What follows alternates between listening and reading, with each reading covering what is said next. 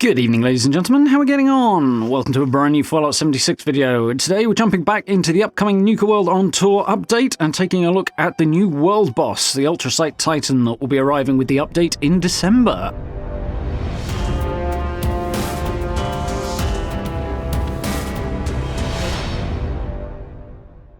Okay, before we dive into this one, as always, little heads up, this is your spoiler warning, this is unreleased content. If you don't want to see it before it comes out, this is a little heads up for you. And be aware, of course, that as this is unreleased content, it is all subject to changes on the test server and so on and so forth. So, let's jump into this one.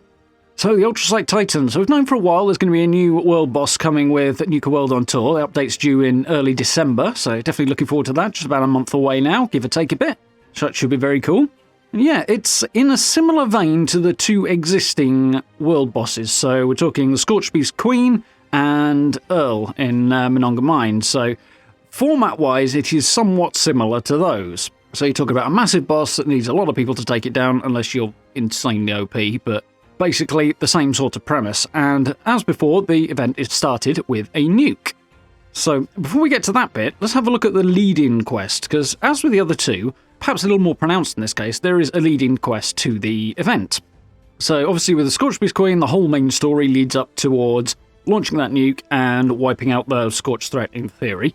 Obviously that's not how it pans out, given the repeatable nature of the content, but that's the theory. And then when you look at Earl, there's a few bits and pieces around Foundation, and Earl's daughter wants to find him, sends you off to Monongah to go and investigate, and you have to blow the mine in order to get in there, and that's when you discover that he's now the Wendigo Colossus. So, bit of a lead-in story in both cases. In this particular set of circumstances, with the main event being Seismic Activity, there is also a lead-in quest, which is called What Slept Beneath. So, the Nuka World Carnival is set up in the Ash Heap, and they're having some trouble. They're trying to get parts to repair some stuff, particularly a roller coaster, and there seems to be ultracite all over the place and some kind of beastie involved who's causing problems for them.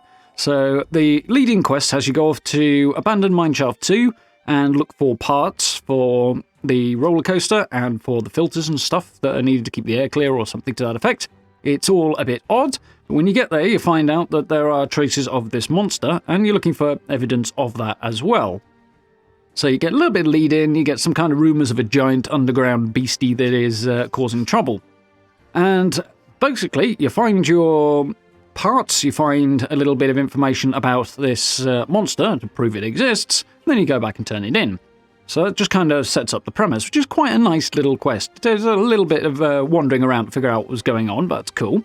And the slight modifications to the location are cool as well, that kind of blend into the quest, which is nice. However, the interesting thing is, in terms of starting the main event, Seismic Activity, it kind of doesn't tell you what to do.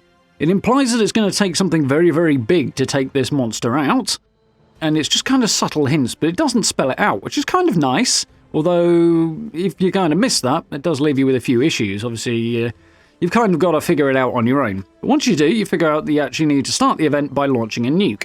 And the place you've got to target is the abandoned mineshaft that you were previously investigating, i.e. the last known location of the Ultracite Titan. So, as I say, much like with Scorched Earth and Scorched Beast Queen, you need to head down to a missile silo, work your way through all that, and launch your nuke targeting the south end of the ash heap. Make sure you're hitting Abandoned Mineshaft 2, and that will trigger Seismic Activity, which is the new public event that includes the new world boss. So, interestingly, unlike with the Scorched Beast Queen, the actual event for this one takes place somewhere else, i.e. over at Nuka World On Tour around the roller coaster, which is quite cool.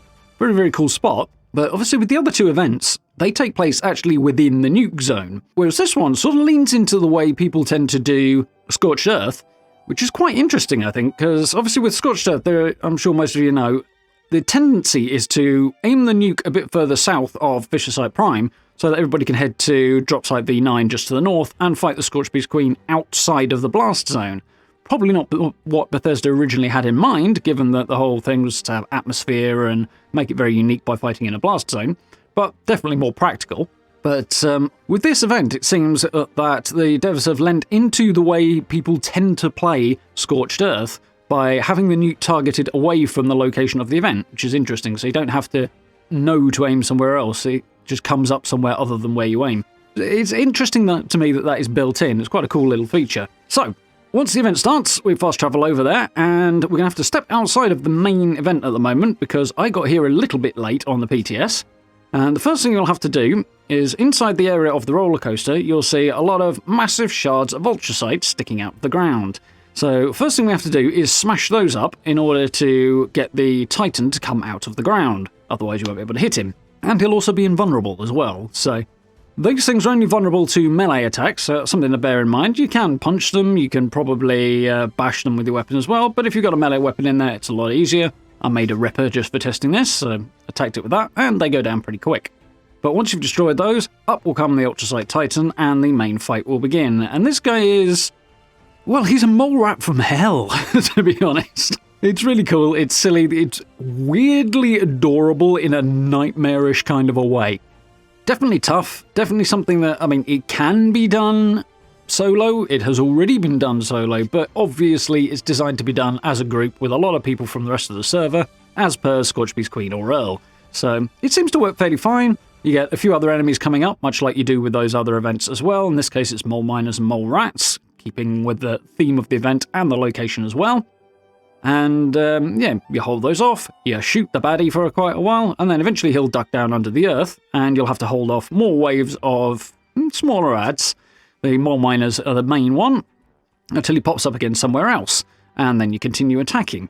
And when you've ultimately beaten the thing, then obviously, as per, the pop-up will come up in the middle of the screen, giving you a load of rewards.